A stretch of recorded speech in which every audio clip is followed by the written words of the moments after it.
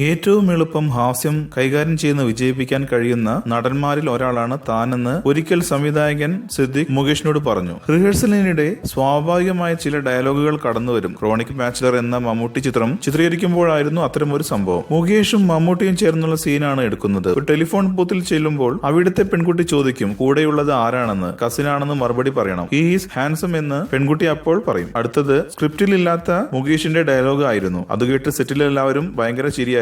ഓ, എന്തു ചെയ്യാൻ, എറിയാൻ അറിയുന്നവന്റെ കയ്യിൽ വടി കൊടുക്കില്ലല്ലോ, എവിടാ വീട് എന്നായിരുന്നു തന്റെ ഡയലോഗ് എന്ന് മുകേഷ് പറയുന്നു. കൂടുതൽ സിനിമാ വാർത്തകൾക്കും വിശേഷങ്ങൾക്കും ഇപ്പോൾ തന്നെ സബ്സ്ക്രൈബ് ചെയ്യൂ മലയാളം ക്രിയേഷൻസ്.